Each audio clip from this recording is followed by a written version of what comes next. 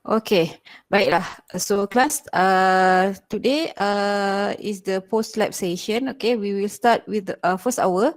The first hour with post lab session for experiment 2, and we will continue with pre-lab for experiment 3. Okay, actually saya dah check sepintas lalulah. Okay, awak punya lab report.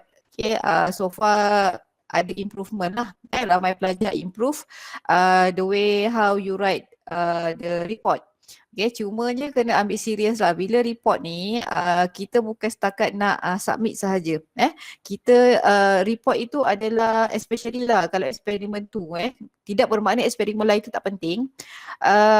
Dia sebenarnya melatih pelajar untuk faham eksperimen, okay, memandangkan kita ni buat online. And then the report for experiment tu is very important. Dia saya kata mirip-mirip practical test untuk amali nantilah. Dia mirip-mirip, maksudnya lebih kurang lah dia punya eksperimen, cuma mungkin konsepnya berbeza. Alright, jadi saya harap pelajar tidak hanya buat lab report itu dengan asal siap sajalah konsepnya.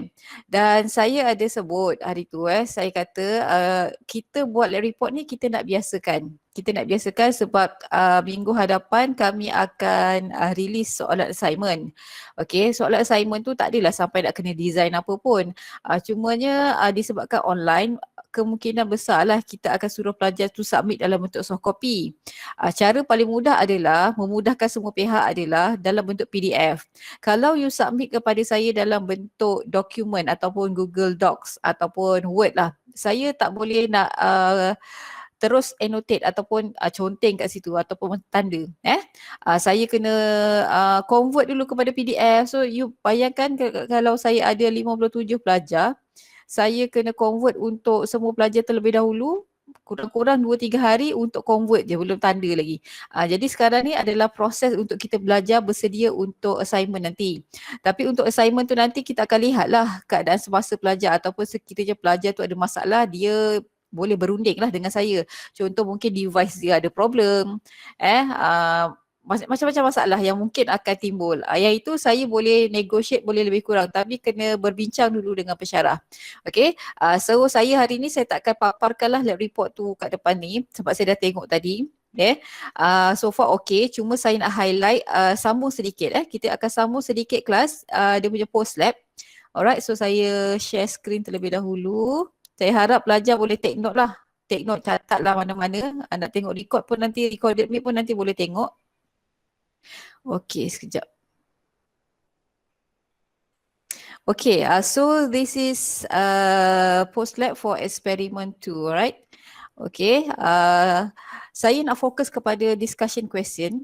Okay, in terms of data, sebenarnya tak ada masalah. Sekejap, untuk data saya tengok pelajar rata-rata boleh kira lah sebab saya dah tunjuk dalam video kan.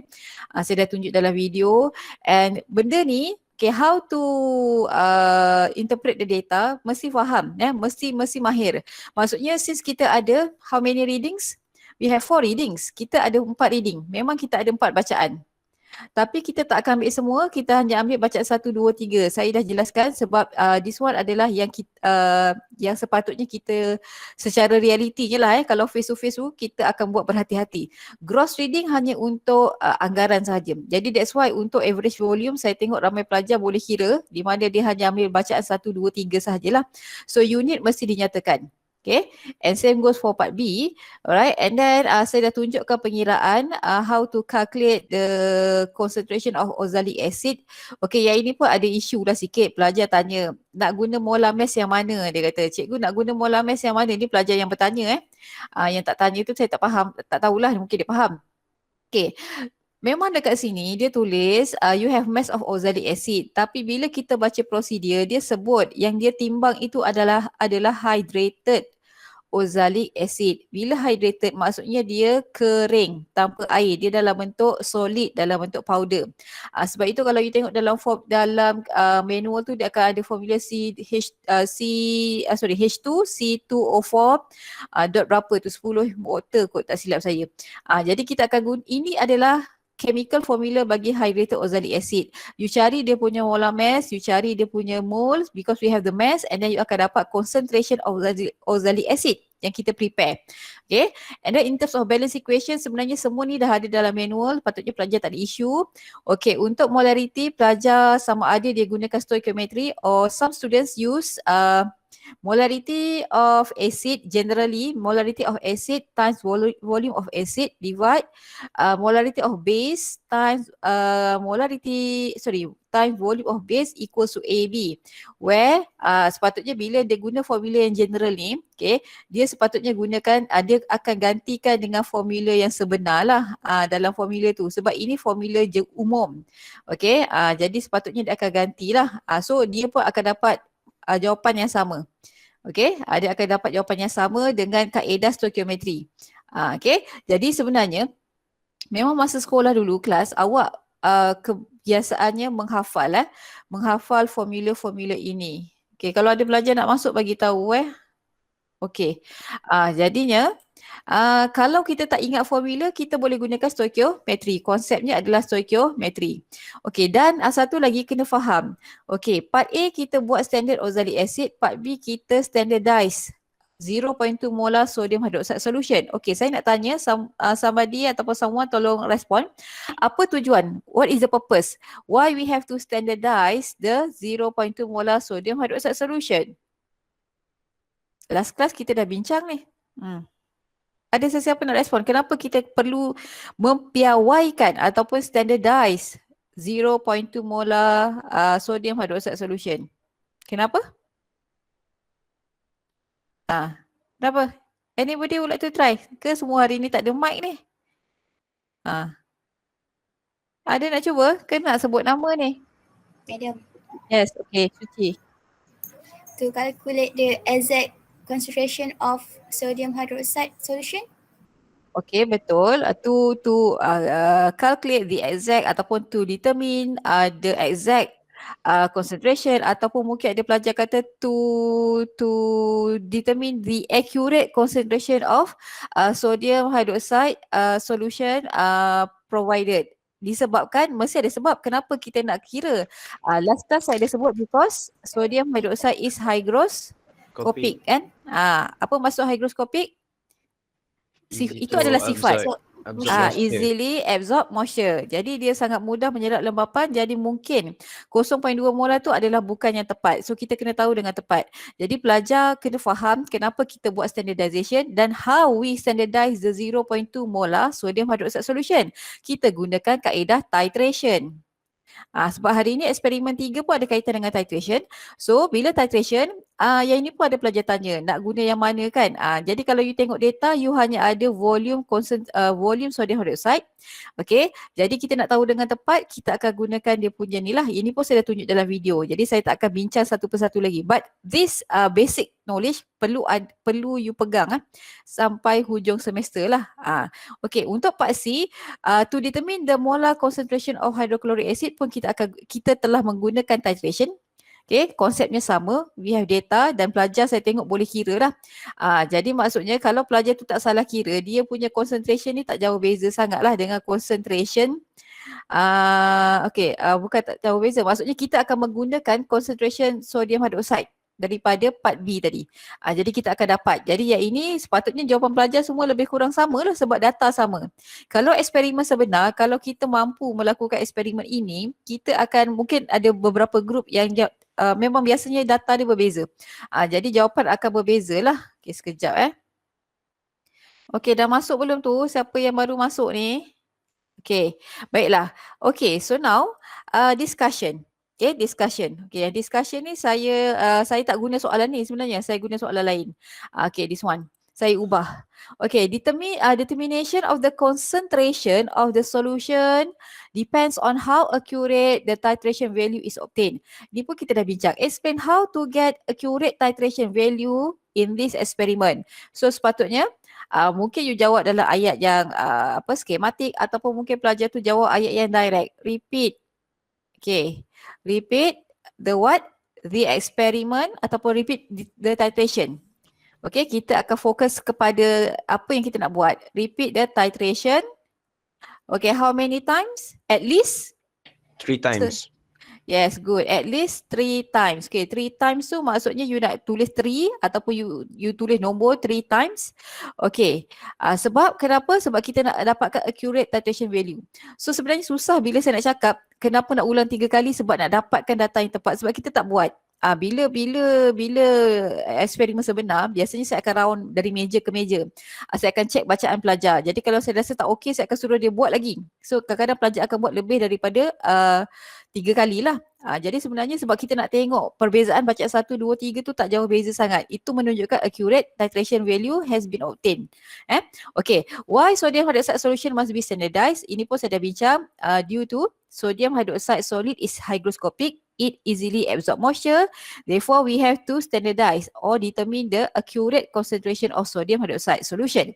So jawapan yang saya sebut tu tadi lebih kurang samalah dengan apa yang awak tulis. Saya tengok secara umum tadi ya. Okay.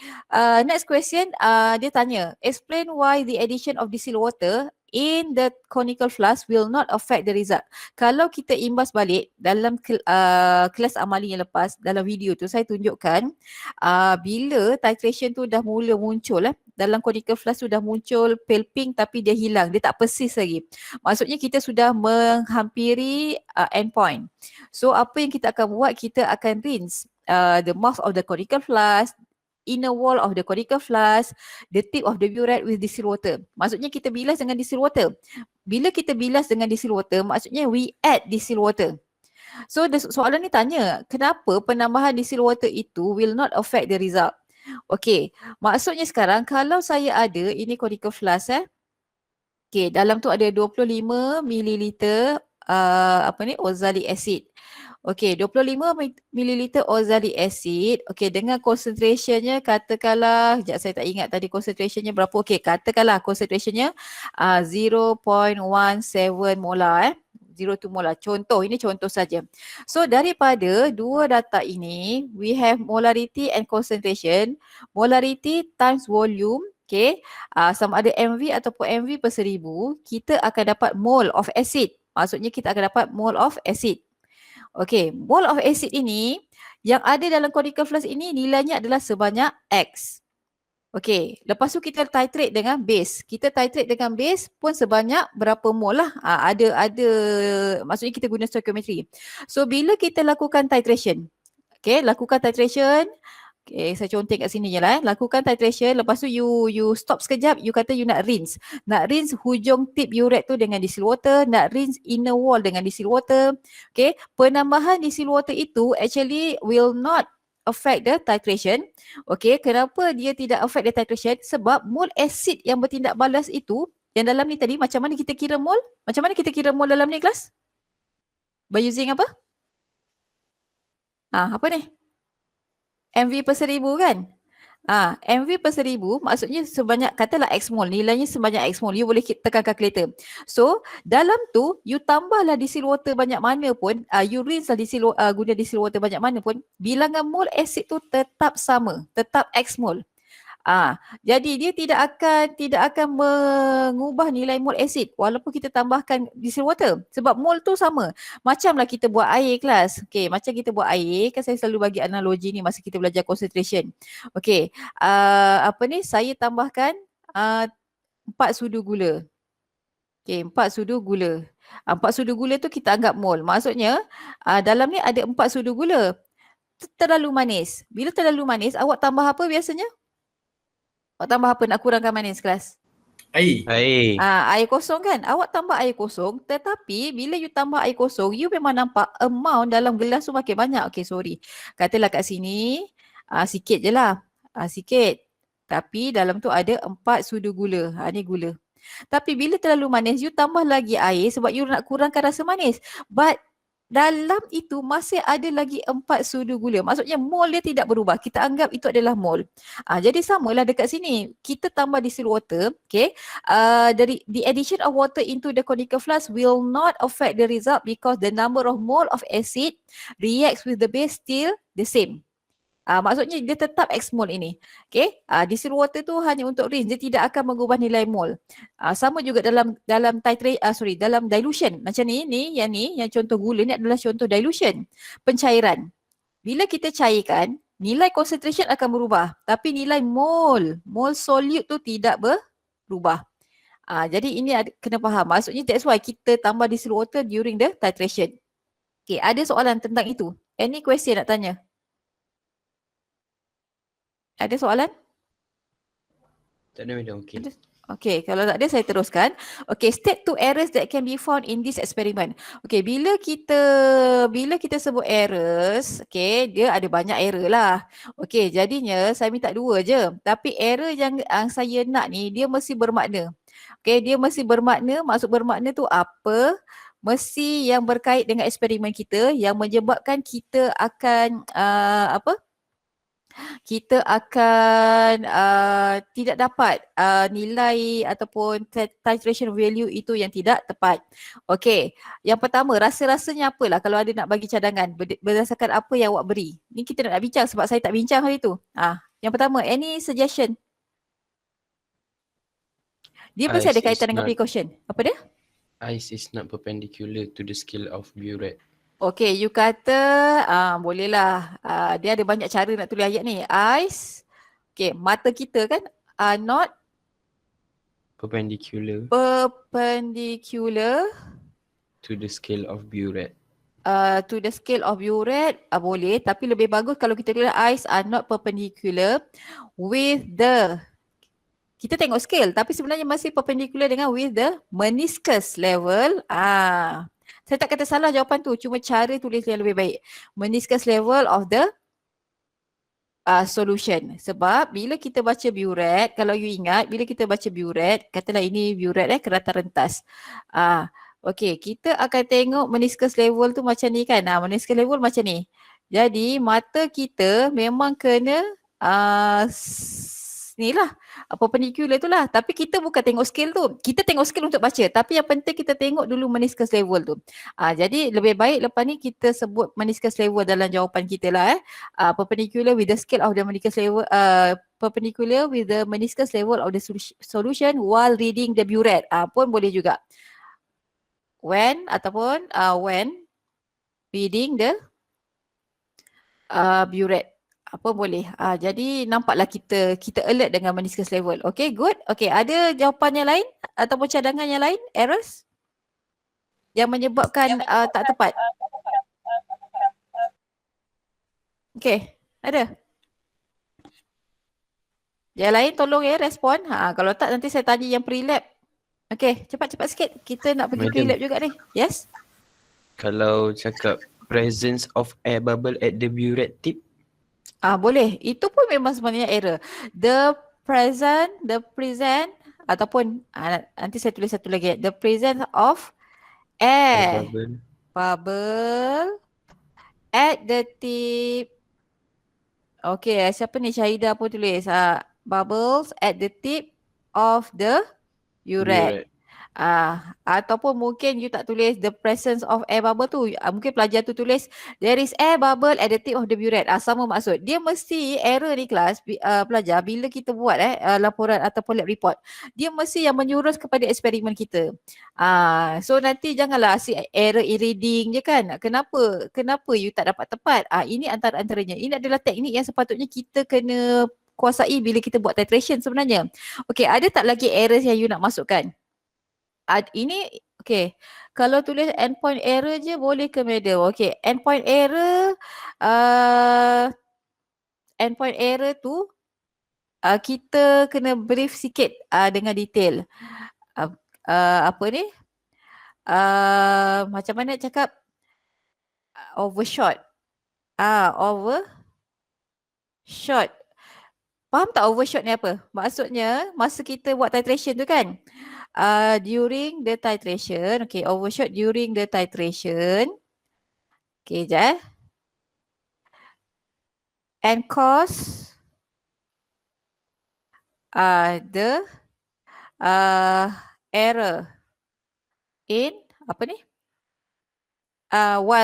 When determining the endpoint. Okay. Okay, when determining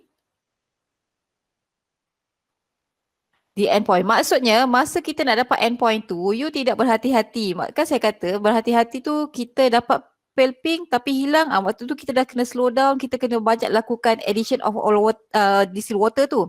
Jadi bila overshot terlebih tambah, tangan kita ni kadang-kadang tak kontrol tau, susah untuk kontrol kan sebab pelajar biasanya tak biasa.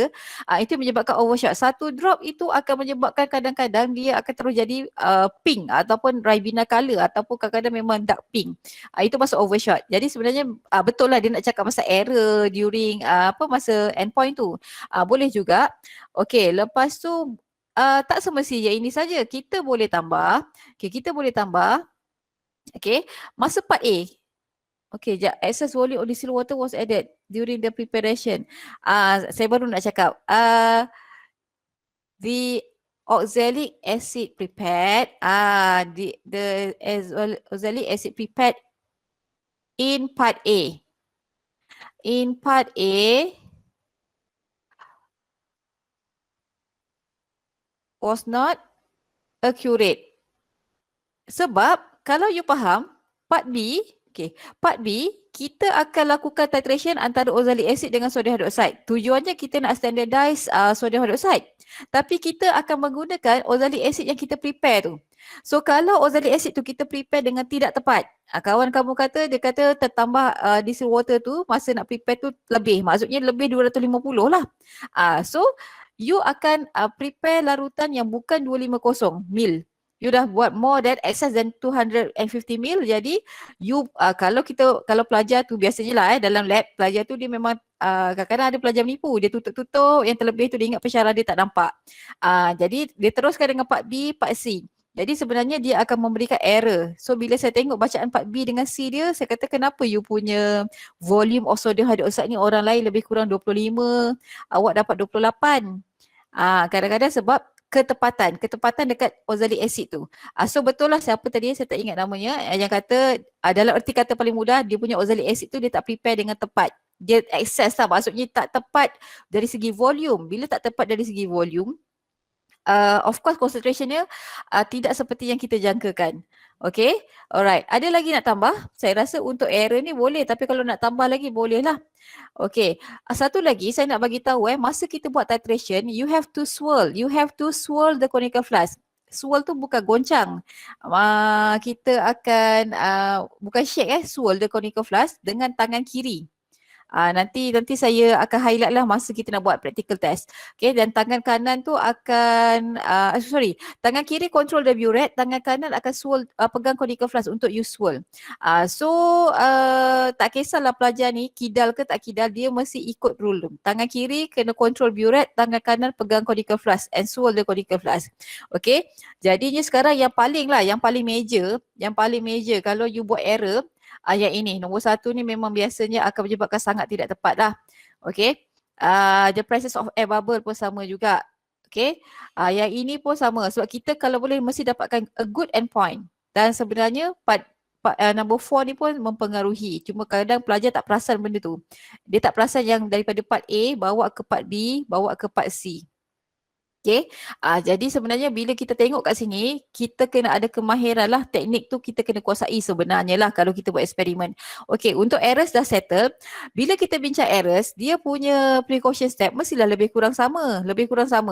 Tapi tak semestinya pelajar tu kata, cikgu kalau saya bagi nombor 1 ini, adakah nombor 2 untuk precaution tu mesti menjawab yang ni? Tak kisah, asalkan dia precaution step. Okay, jadi boleh tak pelajar berikan saya ataupun suggest one of the precaution step yang boleh, sebab saya minta 2 je, tapi mungkin ada pelajar bagi jawapan berbeza precautions. Okay, yang pertama tadi ada pelajar kata, sekejap, mana tadi? Masa kita, saya bagi soalan discussion. Why? How to determine the accurate titration value kan? Yang pertama tu sebenarnya, maksudnya repeat the experiment 3 times tu, itu pun boleh dimasukkan sebagai precaution. Repeat. Okay. The titration at least. Bukan mesti 3 times, at least sekurang-kurangnya, at least 3 times. Okay, 3 times to achieve razin to achieve the accurate reading. Ada bunyi dah tu angkat tangan. Okay, next yang kedua. Tadi ada pelajar sebut, siapa tadi? Luqman ke Iskandar, saya ingat. Dia kata, eyes are not perpendicular with the meniscus level of the solution. That is the error. So kalau kita nak jadikan dia precaution, macam mana Glass? Make sure, apa dia? Take the bottom. Siapa ni? Syaidah. Take the bottom of the meniscus level of the solution. Must be aligned ke apa, lebih kurang lah. Okay, saya tulis ayat tu properly.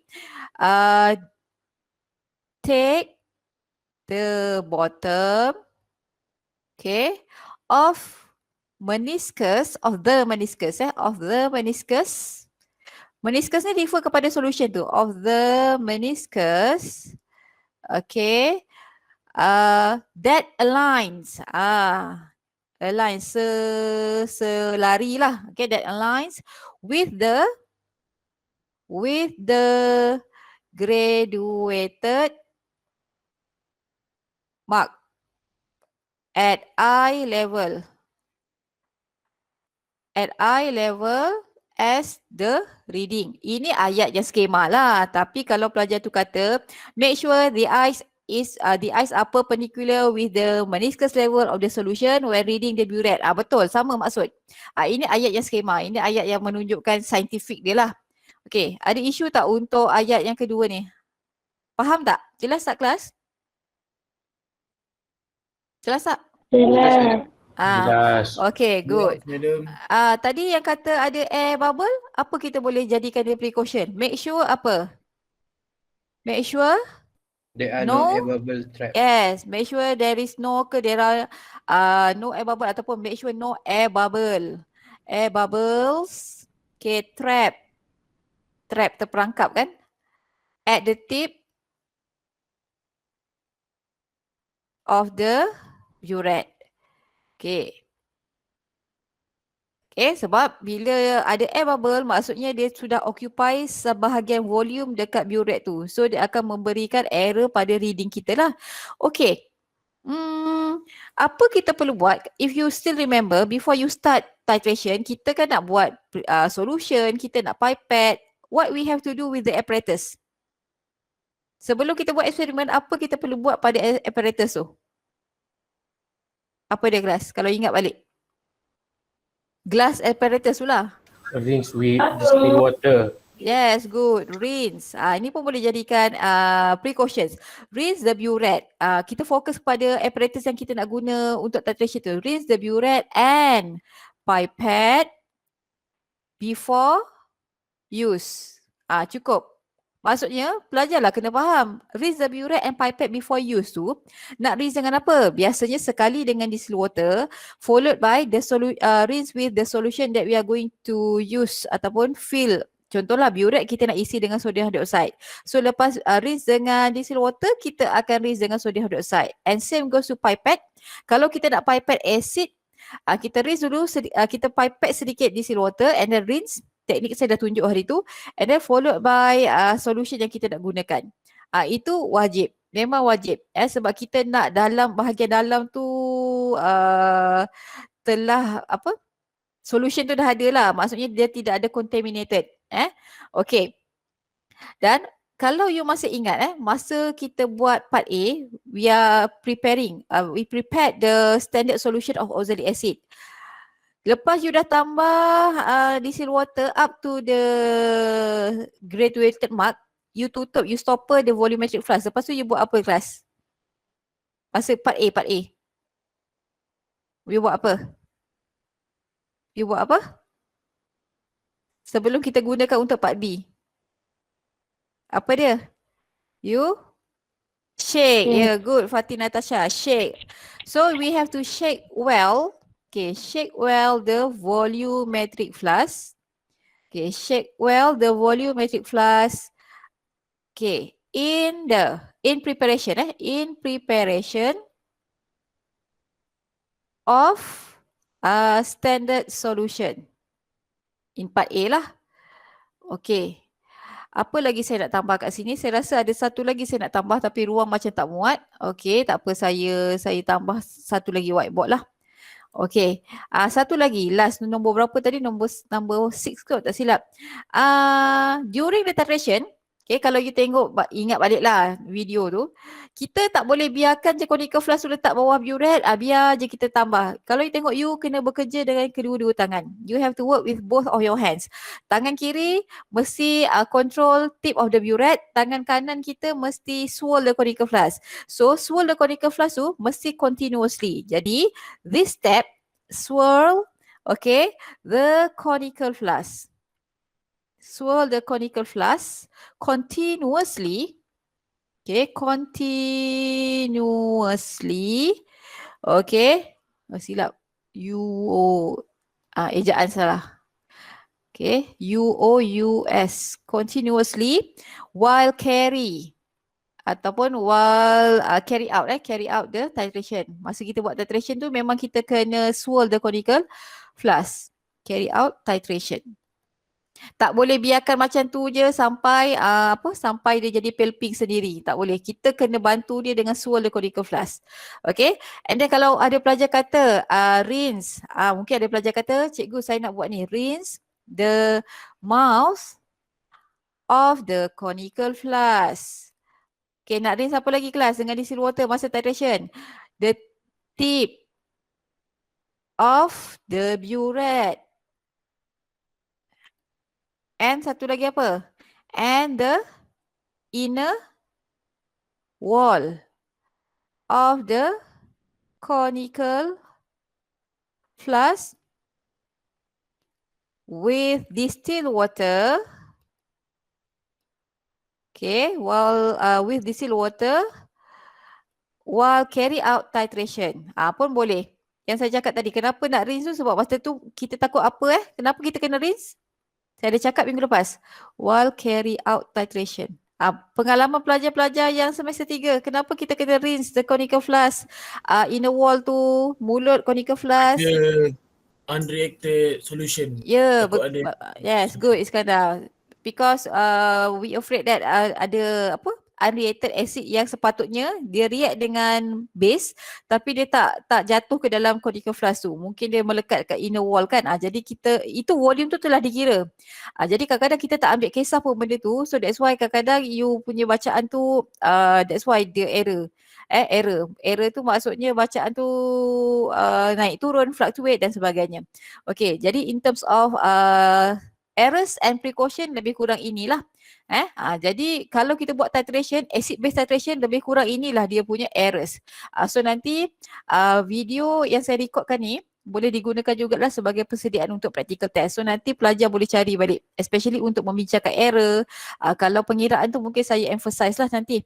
Okay, baiklah. So untuk conclusion sepatutnya pelajar akan tulis 2 sahaja. Okay, saya tulis kat sini lah conclusions because we have 2 learning outcome. Yang pertama sepatutnya the molarity, saya tak ingat. 3. The molarity of oxalic acid berapa molar? Itu berdasarkan pengiraan awak. Is berapa molar? And then yang kedua, the molarity, okay, of standardized. Kita buat standardization, kita kena tahu, kita kena nyatakan the standardized sodium hydroxide solution is berapa molar. Okay, yang ketiga tak muat, the molarity ataupun concentration lah, the molarity of hydrochloric acid solution is berapa molar. Mesti short, jawapannya pendek dan precise. Tepat lah, tepat. Maksudnya tak ada melirik-lirik ayat. So yang ini saya tengok pun tadi overall rata-rata pelajar boleh tulis dengan baik. Okay, dia masih lagi okey lah untuk eksperimen yang awal-awal ni. Nanti bila dah masuk semester 2 tu yang banyak sikit dia punya discussion sebab banyak organic reaction. Okay, any question untuk post lab eksperimen tu? Ada?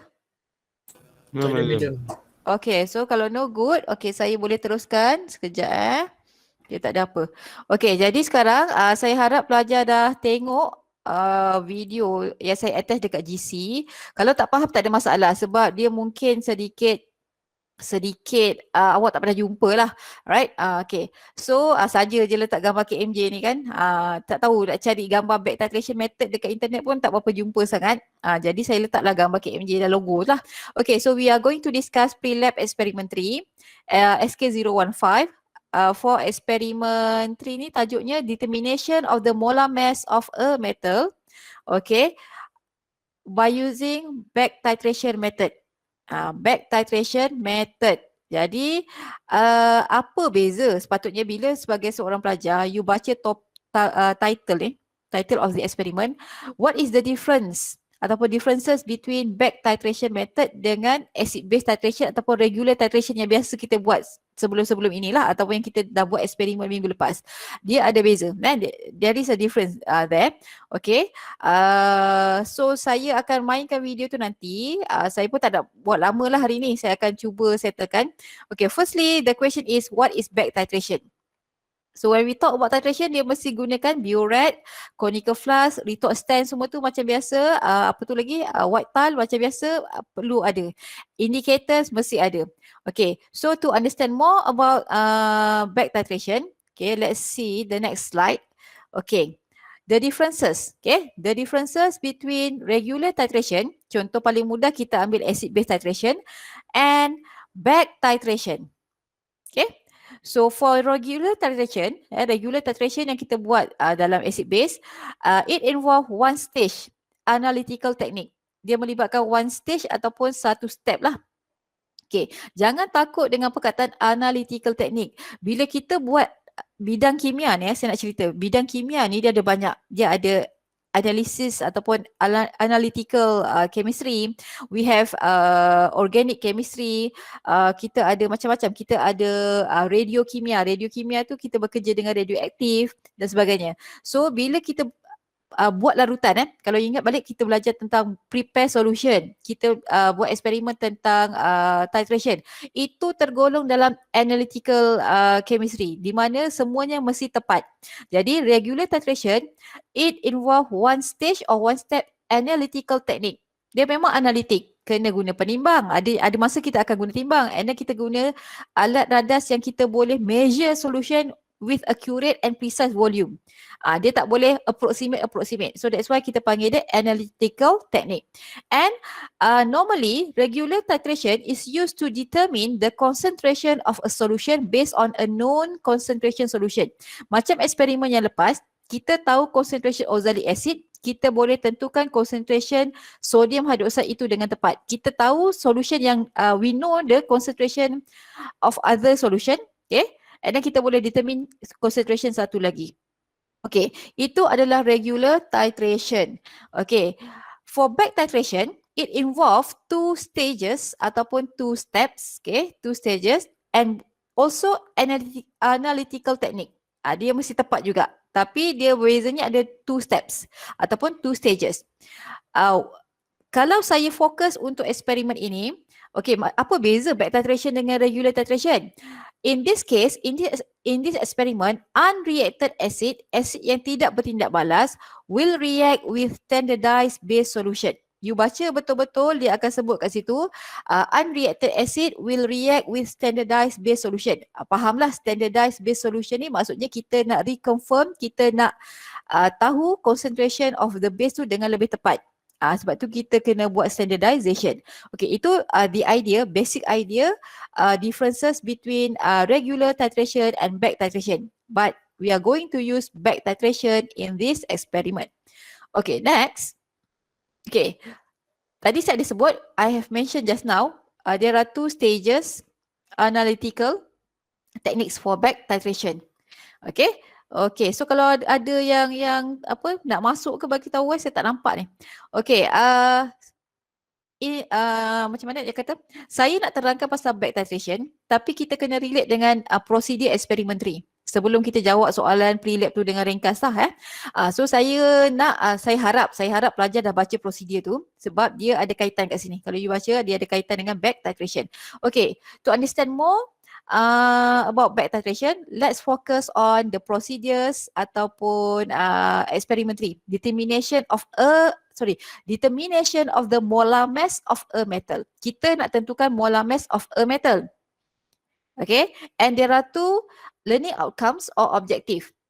First, at the end of the lesson, students should be able to standardize the hydrochloric acid solution. Sebelum ni kita standardize sodium hydroxide. Okay, tapi dalam eksperimen ini kita akan standardize hydrochloric acid solution, HCl. Konsepnya sama. Bila kita kata standardize, kita mesti gunakan regular titration. Titration acid dan base yang biasa tu.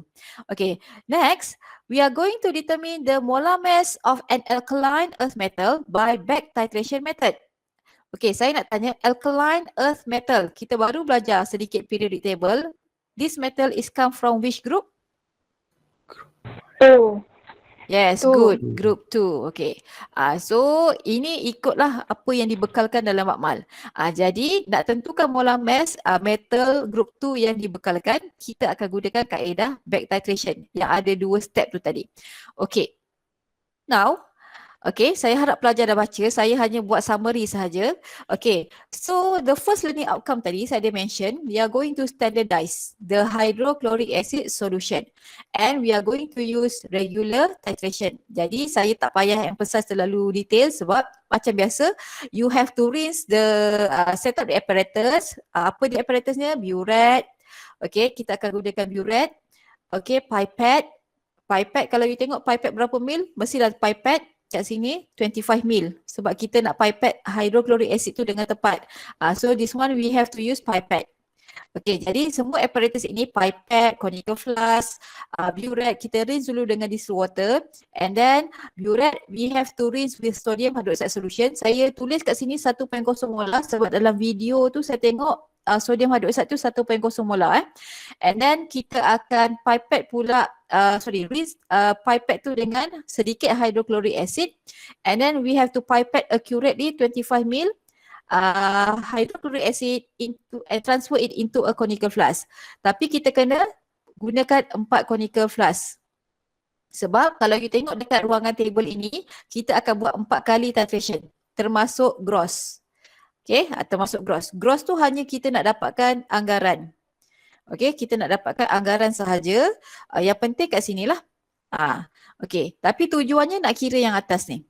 So, as usual, you can see here, we have to, bila you buat titration tu macam biasa, okay, macam biasa tu maksudnya macam mana? Kita titrate, swirl, sebelum tu kena pastikanlah the tip of the burette tu tak ada air bubble, kita kena make sure itu, record initial reading, lepas tu titrate, sampai you dapat pale pink tapi dia tak persis and then rinse macam biasa and then continue sampai you dapat pale pink yang persis for more than 30 second.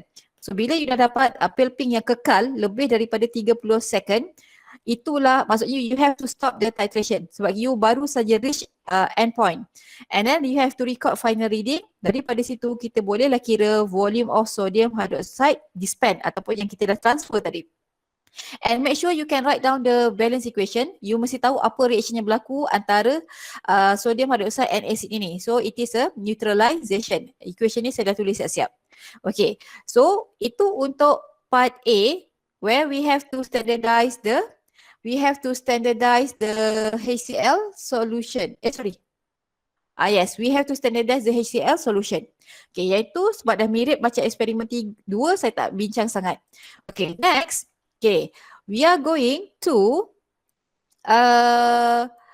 study or kita nak capai learning outcome. Learning outcome 2. Determine the molar mass of an alkaline earth metal by back titration method. Okay, jadinya sekarang, okay, kalau you baca, saya harap you bacalah. Kalau tak baca pun tak apa, nanti kena fahamkan juga. Okay, if you refer to the procedure, you have to pipette 25 ml of hydrochloric acid. Okay, yang kita telah standardize. Ini telah kita standardizekan dalam part A tadi. Standardize HCl Mesti standardize HCl. Maksudnya saya dah buat regular titration tadi. And then saya dah boleh kira lah dia punya concentration tu dengan tepat. Okay. And we are going to determine the molar mass of metal provided. Kalau you baca dia suruh ambil 2 metal strip. Betul atau tidak? Ambil 2 keping kan? Betul? Betul? Hello class? Betul. Saya takut saya bercakap seorang juga ni. Kalau you tengok dekat ruangan sampel tu, dia ruangan data tu dia ada sampel 1, sampel 2. Maksudnya memang kita kena buat untuk 2 keping, 2 sampel. Okay, you have to clean the metal with abrasive cloth ataupun sandpaper kalau sebenar-benarnya lah dalam amal to remove the outside layer. Sebab logam grup 1, grup 2 ni dia easily to be oxidized. Dia sangat mudah untuk mengalami pengoksidaan. Jadi oxide layer itu actually dia akan mempengaruhi result lah. So that's why we have to clean the metal with abrasive cloth ataupun sandpaper. Okay, bila kita dah bersihkan metal itu dengan sandpaper, kertas pasir, kita kena record the mass of the metal. Asing-asing sebab kita ada sample 1, let's say sample 1 and then we have sample 2. Okay, record the mass in the table. Dalam table yang sepatutnya awak buatlah nanti. Okay, lepas tu kalau you ingat tadi conical flask kita ni pun yang kita isi dengan HCl tu ada 2. Kita memang kena buat 2. Sebab metal tu kita akan masukkan maksudnya kita akan buat asing. Ada 2 sampel. Jadi ini gambar ni saya buat satu je. We have to cut the metal ends into small pieces. Okay. Dan masukkan dalam conical flask yang ada 25 ml standardized. Okay, standardized HCl. And then kalau you baca prosedur, you kena macam swirl dia sampai metal M ini dissolve. Sampai metal M itu larut dalam asid. Maksudnya sekarang a chemical reaction occurred. A chemical reaction akan telah berlaku bila metal M tu bertindak balas dengan asid.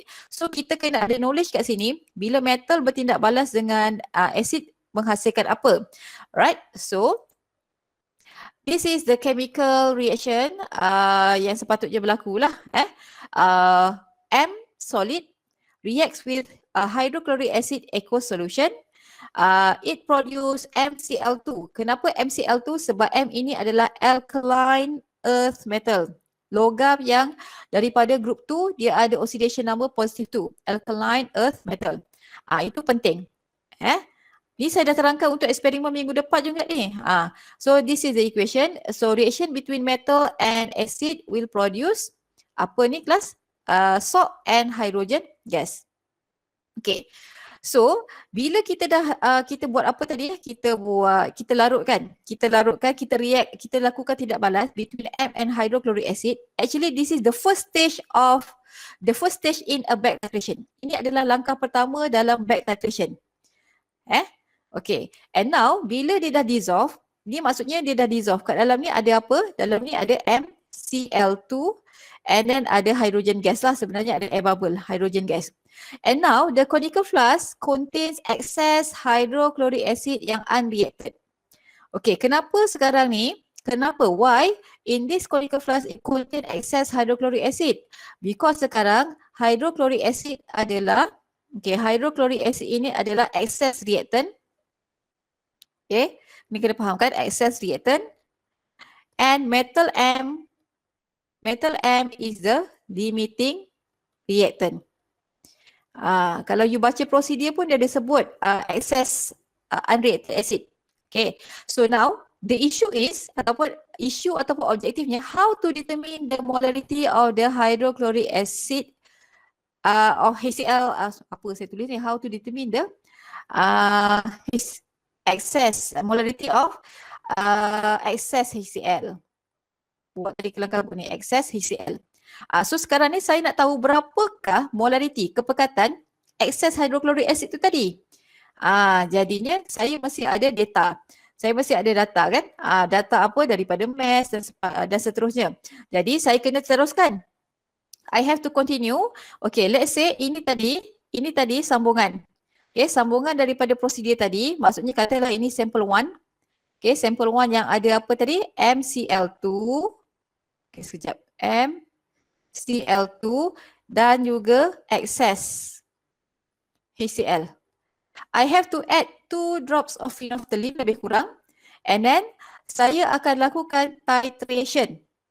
Nak lakukan titration antara apa dengan apa? Titrate the unreacted HCl yang excess ni tadi dengan sodium hydroxide. Jadi kalau you tengok titration acid dengan base tu, unreacted acid tu dia berlaku pada second step ataupun step yang kedua, second stage. So itu kita panggil, ini adalah step yang kita panggil second stage in a back titration. Jadinya sekarang kita akan dapat data initial, of course kita akan ada data initial reading, final reading untuk both samples. So for this part kita tak akan ulang 3 kali. Kita cukuplah, sepatutnya kalau nak lagi bagus kita buat kan. Cukuplah kita buat sekali untuk sampel 1, sekali untuk sampel 2. Sebenarnya kalau bacaan tu tak okey, memang saya akan suruh ulang lah dalam eksperimen di makmal sebenar. Jadi ideanya kalau you nampak titration antara acid dengan base tu kita lakukan di belakang.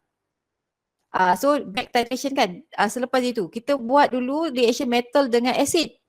Lepas tu baru kita lakukan titration antara acid dengan base. So that's why namanya adalah back titration. Okay, any question tentang gambaran back titration? Ada isu? Ada persoalan tak? Ada? Tak ada, Miss. Okay, tak ada? Okay. Alright, saya miss ke madam pun boleh dua-dua. Okay, so from the data obtained, we are going to calculate, inilah soalan-soalan dia. Molarity of the standard HCl from the data, data apa? Data titration. Lepas tu kita akan buat yang inilah, dia dah guided question. Baru kita boleh kira sampai molar mass tu nanti. Okay, jadinya sekarang, alright, saya akan tunjuk video tu di last, okay, last nanti. Okay, sekarang sama ada you dah buat pre-lab ataupun tak buat ke, tak tahu ke, tak ada idea, kita buat sama-sama lah. Okay, saya akan fokus terus kepada pre-lab session. Okay, what is back titration? Mungkin awak rujuk dalam you punya manual. Okay, lebih kurang inilah jawapan dia ataupun mungkin pelajar tu dia cari dekat mana-mana. Okay, sekejap saya besarkan sikit. Takut ada yang guna handphone kan. Okay. It is a method where the concentration of an analyte is determined by reacting with a known amount of excess reagent. Analyte kat sini, bahasa Melayu dulu saya belajar bahasa Melayu dekat universiti. Analyte tu bahasa Melayu dia analit. Kalau you nampak analyte, dia datang daripada perkataan analisis, ada kaitan lah dengan analisis. Jadi analyte tu apa? Biasanya analyte ni adalah bahan yang kita kaji. Bahan yang kita nak kaji. Okay. So sekarang cuba you refer balik prosedur part B. Siapa yang kita nak kaji sebenarnya? Which one is the analyte? Sebab dia tanya pasal back titration. Back titration kan kita buat dalam part B.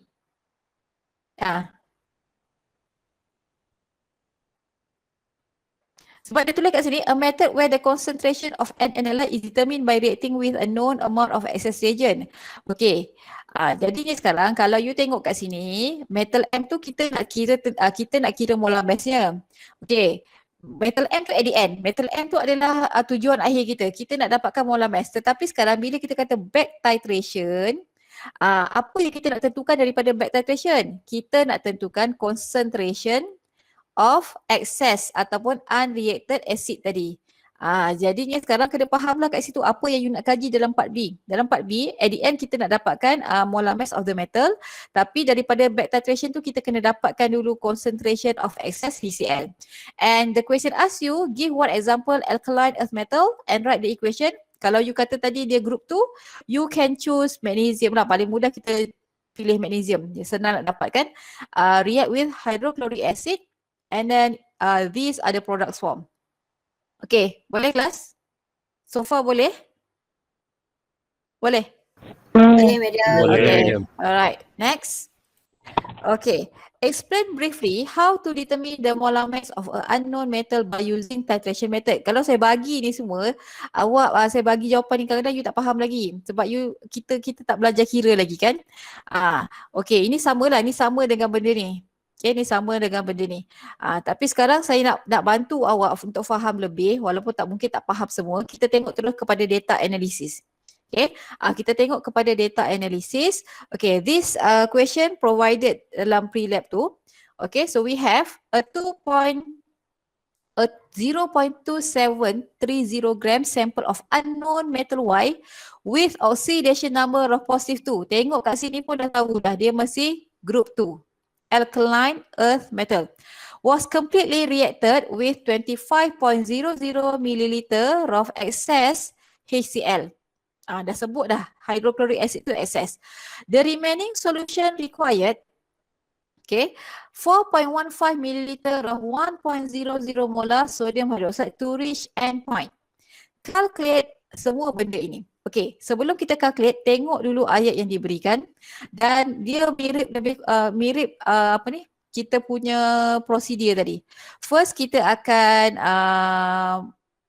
of course, excess HCl tu kita kena standardizekan dululah. Jadi sekarang ni katakanlah kita dah ada metal M, kita dah bersihkan, clean the metal, and then kita dah timbang, kita dah dapat exact mass, and then kita dah cut into small pieces, and then kita lakukan tindak balas dengan 25 ml of 0.500 molar acid. Jadi sekarang dalam kes ini, kalau you baca ni kat sini, limiting reactant, okay, limiting reactant untuk part ni yang kat sini lah. Limiting reactant bila metal react dengan HCl adalah magnesium. Saya bercakap pasal ayat pertama ni. Saya tak cakap pasal ayat seterusnya. Ketika ini limiting reactant dia adalah magnesium. So siapakah excess reactant? Excess reactantnya adalah hydrochloric acid. That's why it is mentioned here excess HCl. Okay. Jadi sekarang dalam kita punya conical flask tu, okay, dalam kita punya conical flask kan macam ni kan lebih kurang. Dalam tu ada apa?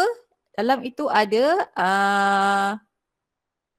MCl2 lah, aqueous, dan akan ada unreacted HCl yang excess. Maksudnya unreacted tu yang berlebihan, yang tidak bertindak balas. Okay, the remaining solution. Remaining solution tu kita fokus kepada apa? Kita fokus kepada HCl. Required 4.15 milliliter of 1.00 molar sodium hydroxide to reach endpoint.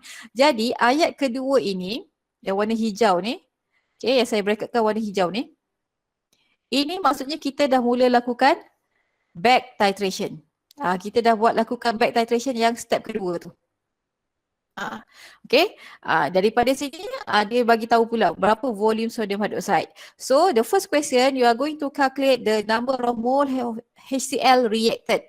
Okay, jadi sekarang based on the data, sekejap saya dah ni kan. Okay, based on the data, how we are going to determine the mole of hydrochloric acid reacted with sodium hydroxide? Any idea? Macam mana nak jawab? Kelas. Firstly kita perlukan apa? Maksudnya kita nak tengok yang ni. Cerita yang pertama tu. Kita perlukan apa ni? We need a yes, good. We need a balanced equation. So we have hydrochloric acid. So nak bagus sekarang kita latihlah letak phase. React with sodium hydroxide. Oh, tak. Dia dah minta terus sampai habis. Maksudnya sampailah kita habis ni. React with sodium hydroxide solution. Okay, reaction with excess. Ini excess hydrochloric acid dengan sodium hydroxide will produce sodium chloride aqueous and water in liquid form. So we need the balanced chemical equation. And now from the data provided, okay, daripada data yang dibekalkan, boleh tengok awak punya ni the mole of hydrochloric acid, apa maklumat kita ada? Kita ada volume, kita ada concentration. We can use MV over 1000. Okay, molarity times volume bagi 1000. Okay, so what is the concentration of hydrochloric acid given? 0.50 molar, isn't it class? Yes. Okay, times 25.00 milliliter. Nampak tak cara saya salin ni? Berapa significant figures dia bagi tu, data tu kita salin ikut yang sama. Okay, so seorang tolong tekan kalkulator ataupun kalau dah kira tolong berikan saya maklumat berapa? 0.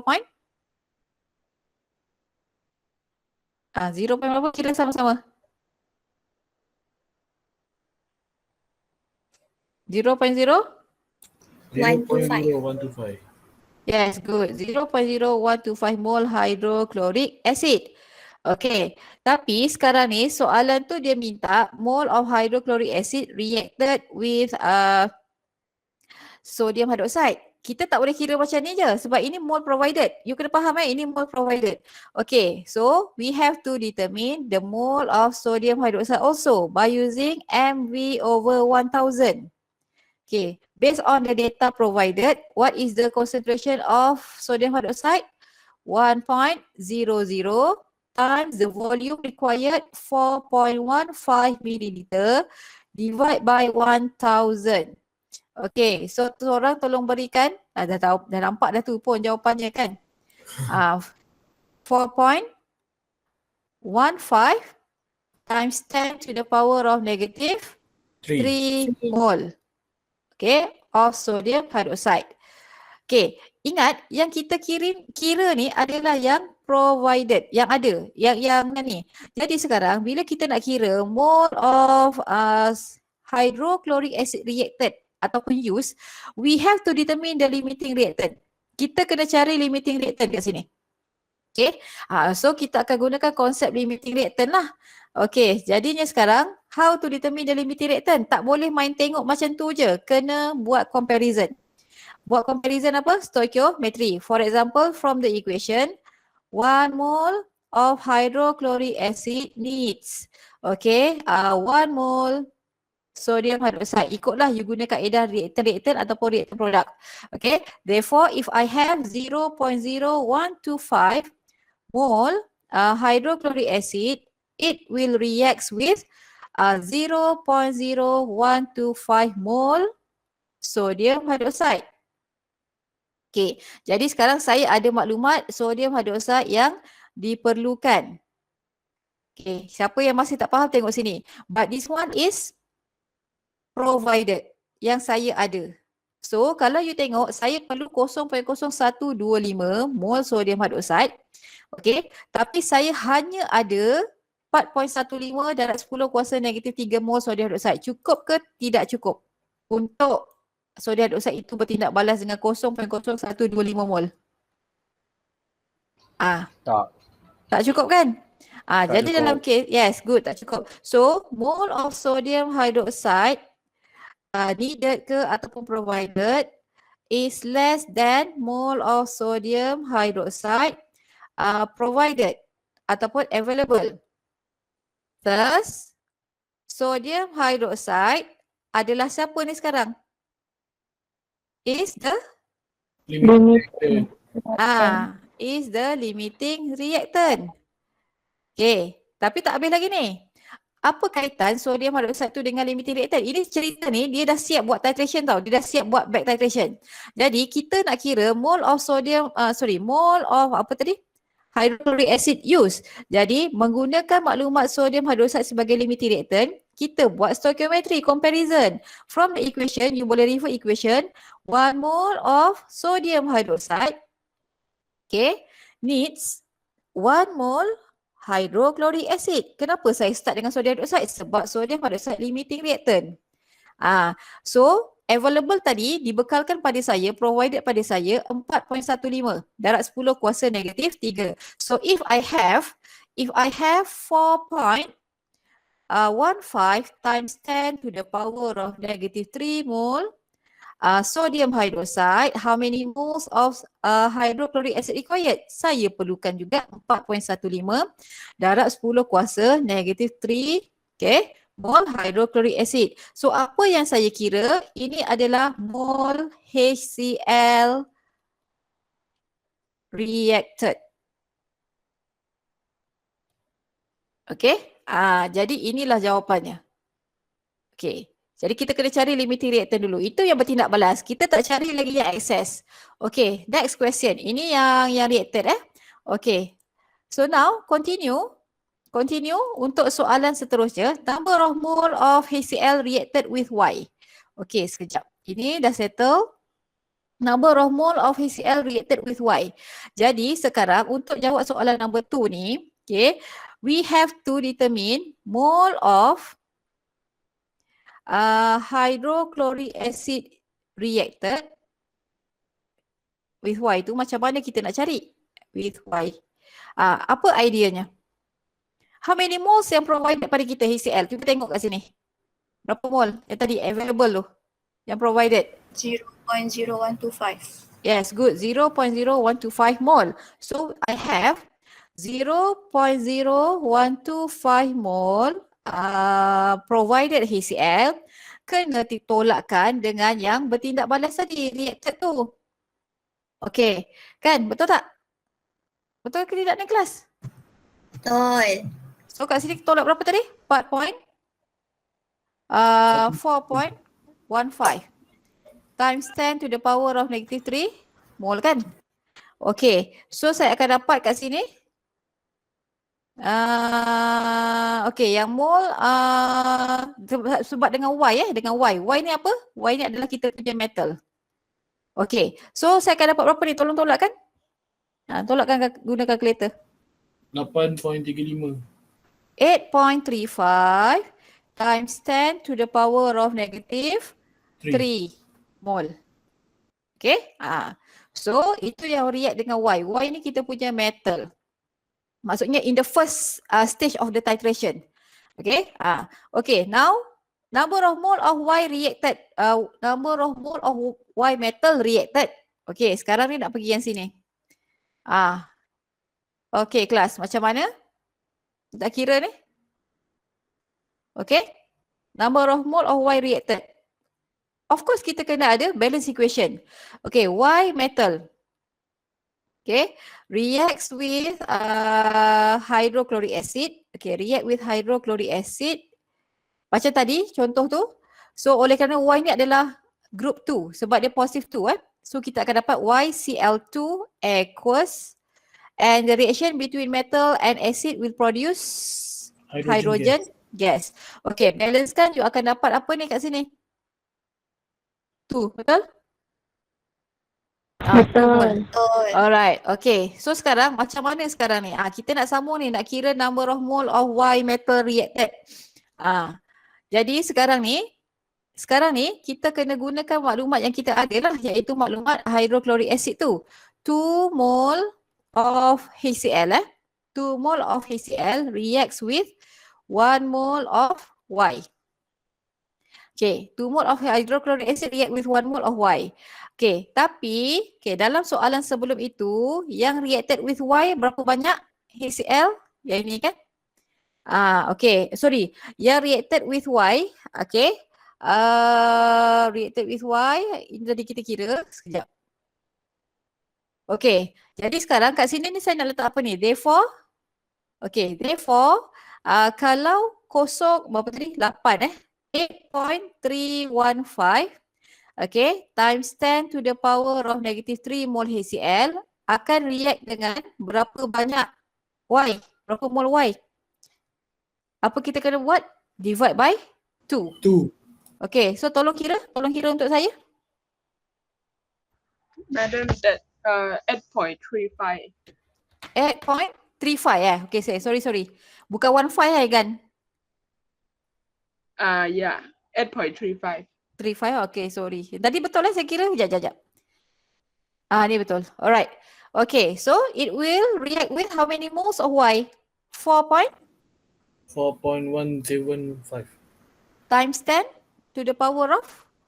Negative 3. Negative 3 mole of Y. Okay, so ini yang Y metal reacted with react with HCl3. Okay, now daripada mole and we have the mass. Kalau kita tengok soalan, kita ada mole, kita ada mass. Kita ada mass, mass of Y. Kita bolehlah cari molar mass. Okay, now let's continue. Macam mana nak cari molar mass of Y? Saya sambung kat sini terus. Any idea? Any idea?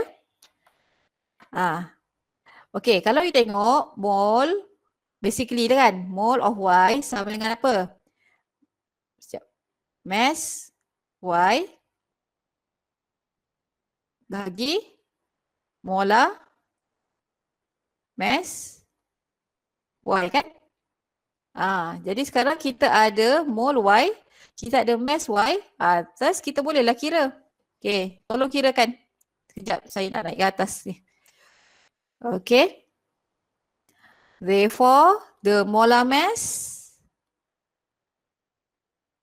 of Y, okay, adalah sama dengan apa? Berapa mass dia?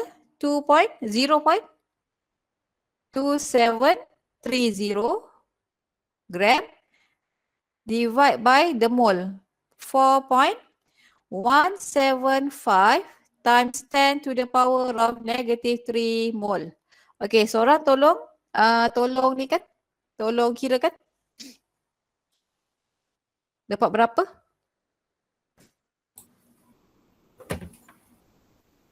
Dan respon. 65. 65.39 3. gram per mole lebih kurang kan? Okay. Saya tak ada periodic table kat sini. Dia punya table relative atomic masses pun saya tak standby tadi. Agak-agaknya kalau you tengok siapa ada periodic table ke boleh google ke metal M yang metal group 2 yang dia punya molar mass lebih kurang ini. Agak-agak lah kita nak check. Agak-agaknya siapa? Kalau magnesium 24 point something. Mungkin bawah-bawah lagi kot. Zinc. Boleh lah zinc, tapi zinc tu bukan group 2 sebenarnya. Dia group transition kan.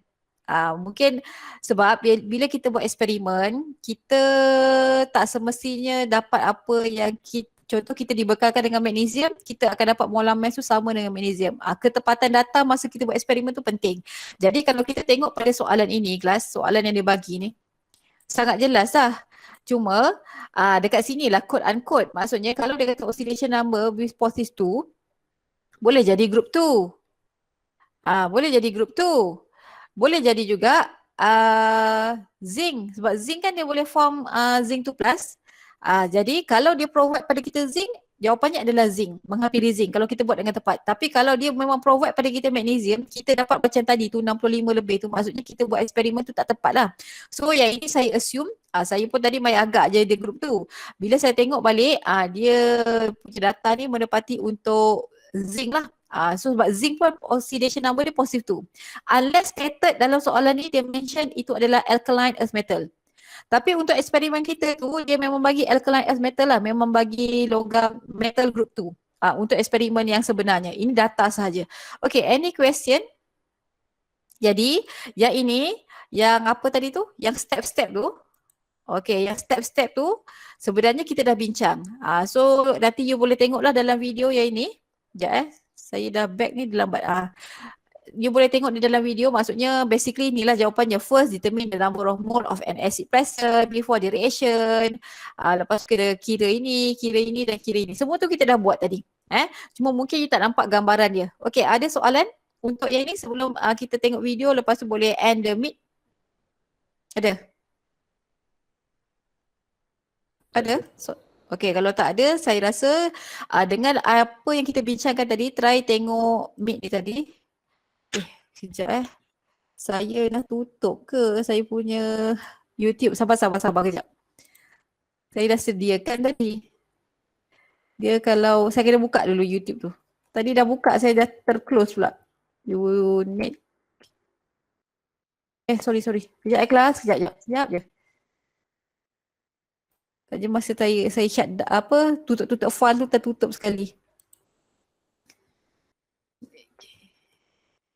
Sekejap. Okay. Videos. Saya dah bagi dalam tu tadi kan, dalam ni. Tapi saja nak explain sikit. Sekejap. Okay. Share a tab. Okay.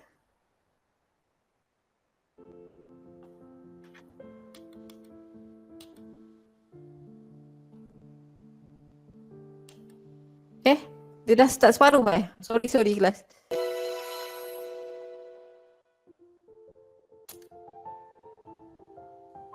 Okay, this is part A, standardization of hydrochloric acid.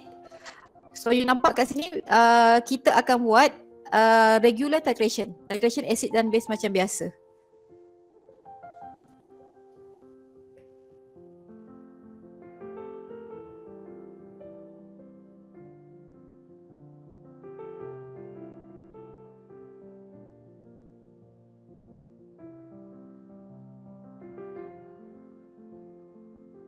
Okay, as usual kita dah read semua tu tadi and then sekarang ni nak set up reading. Check air bubble semua.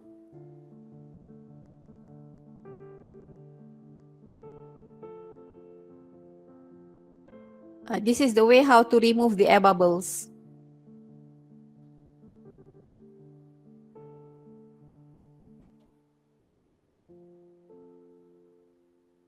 Setiap kali buat data kena catat terus sebenarnya ya.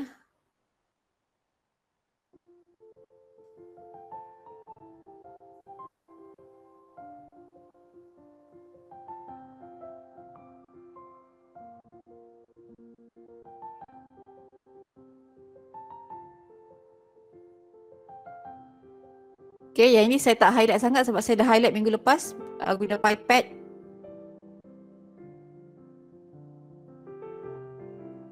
Okay, this is the correct technique to transfer the solution into a conical flask.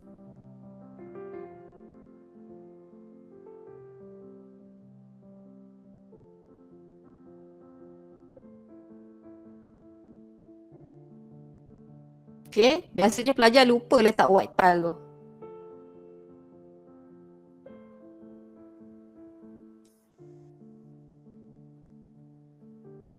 Okay, you can... apa yang teruk tu? Apa yang teruk? Saya dengar suara teruk tu. Siapa yang cakap? Apa yang teruk? Siapa cakap tadi, Iskandar? Okay, so you can see here, apa ni? How to handle the burette and conical flask. You nampak tak tangan pensyarah ni? Kita kidal ke tak kidal ke, tangan kiri mesti handle the tip of the burette, tangan kanan mesti swirl the conical flask. Okay, swirl ni caranya adalah seperti inilah.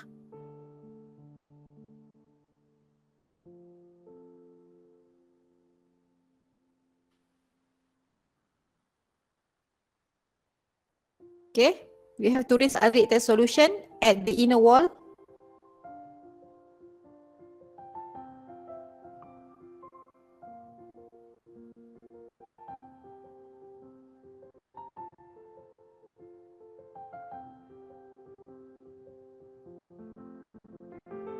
Okay, dah sampai end point. Record the final reading of the burette.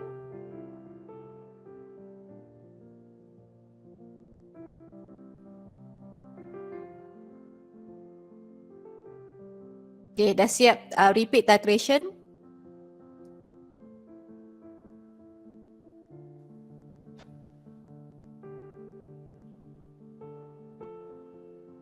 Okay, so now we are going to part, kita tengok video untuk part B.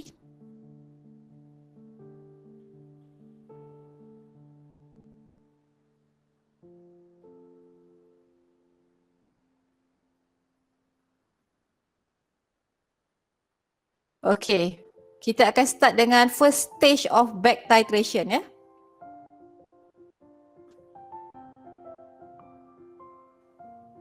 So kita perlu buat 2 sampel sahaja.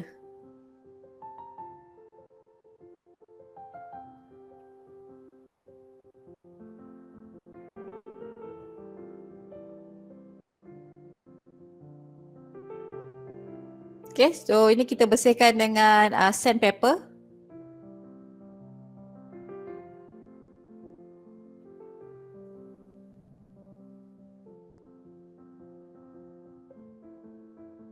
Weigh the mass, weigh the metal and record the mass.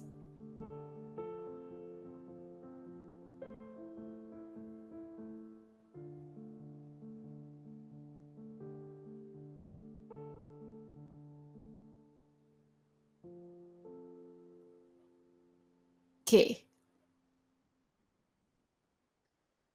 So kita dah nak start dengan first stage of back titration.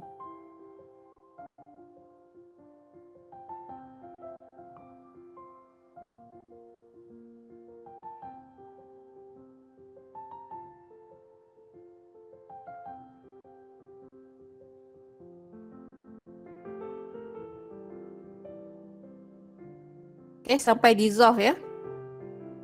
Add 2 drops phenolphthalein. Okay, sekarang kelas saya nak tanya. Dalam conical flask ni sekarang ni, mengandungi apa? Tadi saya dah cakap ni. Mengandungi apa dia sekarang dalam conical flask ni?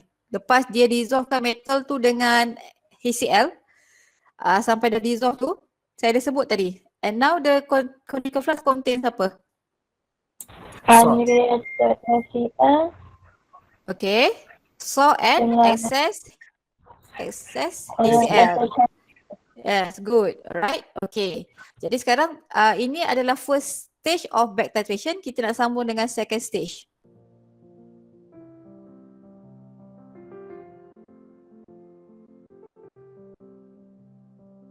Okay.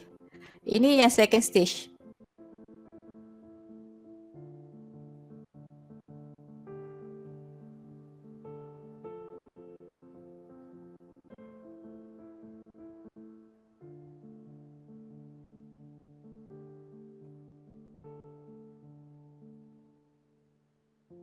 Macam biasa kita akan rinse mesti rinse. Apa ni kita add distilled water. So yang ni tak ada efek apalah.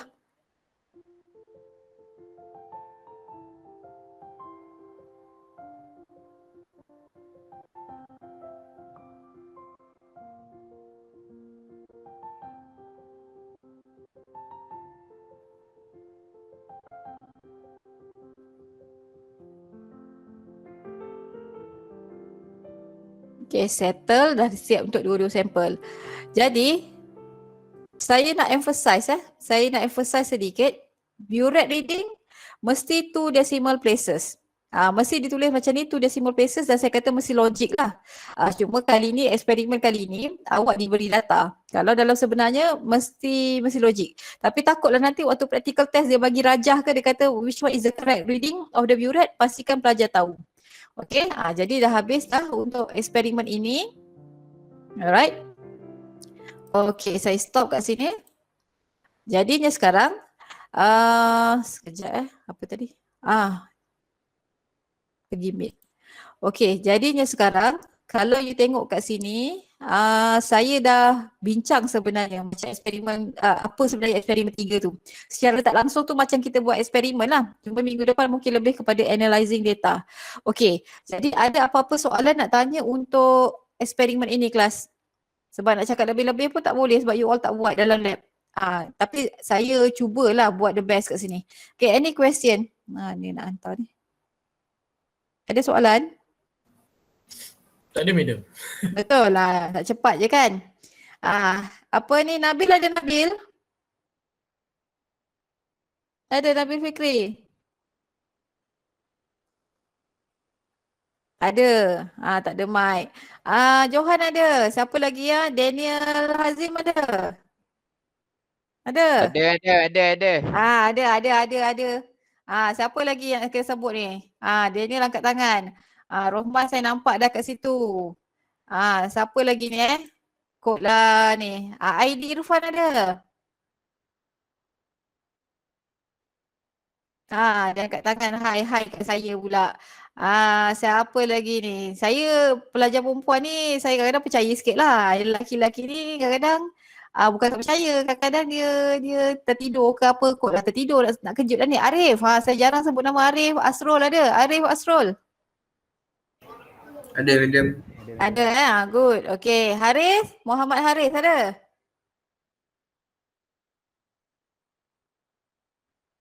Ada? Ihtisham. Nama ada. Oh, Haris tu macam mic ni. Ihtisham ada. Okay, dia dah angkat tangan. Iqbal. Jad. Oh, Jad. Ada madam. Okay. Syazwan. Ada madam, ada. Umar. Ada madam. Okay, bagus.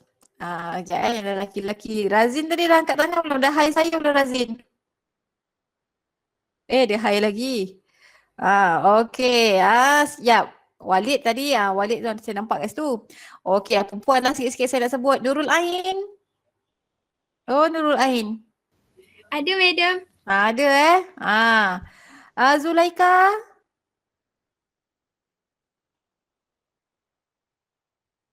Mana pergi Zulaika ni? Mesti dia kata tak ada mic. Siapa lagi? Saya nampak nama kadang-kadang ada DM tapi saya jarang sebut. Okey, saya. Dia sebut tu. Aliyah Syazrina. Ada Nur Aliyah Syazrina. Ada. Kalau kabut nak menaip tu. Okey, baiklah kelas. Ada tak terima dekat Telegram tu? Ada tak saya dah share dekat Telegram? Ada madam. Ada madam. Okay. Google Form tu jawab sekejap lagi. Okay, so saya nak beri peringatan lah maksudnya untuk minggu ni dah settle. Untuk perjalanan minggu depan, maksudnya saya kena bagi tahu siap-siap supaya pelajar tak tertanya. Okay, minggu depan hari Ahad kita akan start dulu. Saya nak start dulu dengan tutorial. Saya nak habiskan tutorial chapter 2 tu. Lepas tu kita masuk taklah. Saya ajar dulu kuliah lah. Lepas tu kita masuk tutorial chapter 2 dan mungkin kita masuk chapter 3. Lepas tu minggu hadapan adalah minggu yang penting di mana kita akan ada UPS. Pelajar akan menduduki UPS. Okay, saya dah tanyakan kita tak set pelajar tu kena log in guna email untuk masuk ke Google Form. Maksudnya email tu kalau dia minta tu untuk collect sajalah, tapi dia bukan requirement untuk pelajar. Kalau tak ada email MOE tak boleh masuk Google Form UPS, tak. Sebab kita takut pelajar tak boleh masuk sebab mungkin ada pelajar yang berkongsi device dengan adik-adik dia, so dah setting dah hari apa. Tapi sebagai pelajar persediaan itu kena buat. Maksudnya saya dah bagi test run yang UPS hari tu, tapi saya akan bagi lagi soalan soalan objektif latihan untuk UPS chapter 1 chapter 2. Saya tengah nak convert pada Google Form sebelum UPS itu yang sebenar-benarnya dilaksanakan lah. Setakat ni tak tahu lagi, ada cadangan dia akan buat pada hari Selasa malam atau Selasa petang, atau satu lagi Khamis petang pukul 4. Kalau petang tu after 4, kalau malam tu pukul 8. Saya prefer Selasa malam tu pukul 8 supaya pelajar tu fresh, tapi sebab dilaksanakan serentak saya tak tahu keputusannya apa. Kalau nak petang pukul 4 tu macam hari ni lah, Khamis kita ada kelas, lepas tu pukul 4 kelas kabur dak UPS. Tapi dia berikut keputusan yang akan ketua unit kimia bagi tahu. Dan waktu UPS nanti tolong cari kawasan yang coverage internet okey, dan kalau boleh seboleh-bolehnya gunakan laptop. Kalau boleh lah. Kalau tak ada juga doa banyak-banyak, guna handphone tu tak ada apa-apa, ataupun tablet tu tak apa-apa. Sebab kadang-kadang ada pelajar bila dia guna handphone dia, internet dia tak okey, rajah-rajah ke apa tu tak keluar. Itu yang kita risau kat situ. Dan seboleh-bolehnya duduklah UPS tu. Sekiranya ada masalah sangat waktu UPS tu, katalah line tiba-tiba tak okey, you kena PM saya lah segera. Sebab kita akan buat sekali sahaja. Serentak, bukan saya yang kontrol. Form tu bukan saya yang kontrol. Ada unit pensyarah lain yang kontrol. So bila cukup masa dia akan lock. Dia akan stop terima responses. Okay. Saya tak ingat berapa soalan, nanti saya 20 soalan semua sekali, tapi saya tak ingat chapter 1 berapa, chapter 2 berapa, nanti saya bagi tahu. Okay. Cuma walaupun dia UPS dalam bentuk objektif, saya nak you buat persediaan. Tolong buat persediaan sebab itu adalah a part of your continuous assessment. Okay. Dan seterusnya tu macam biasalah perjalanan minggu depan. Okay. Okay, ada soalan nak tanya sebelum kita end? Tak ada madam. Okay, alright. So kalau tak ada, saya end awal sebab ada yang connection, network semua tak okay. Jadinya saya dah send tadi tu Google Form, tolong jawab dan don't forget to key in attendance. Tolonglah record attendance tu. Tolong record. Saya ni cuba untuk tak nak bising-bising lah, tapi kadang-kadang pelajar ni kena diingatkan. Okay lah, kalau tak ada apa-apa, saya akan tamatkan meet. See you next week. Tapi dalam Telegram saya akan cakap juga. Okay. Okay, kelas. Thank you. Okay, thank you Thank you, madam. Thank you, madam. Okay. Semua bersuara. Okay. Thank you madam. Ya. Okay, bye. Tiba.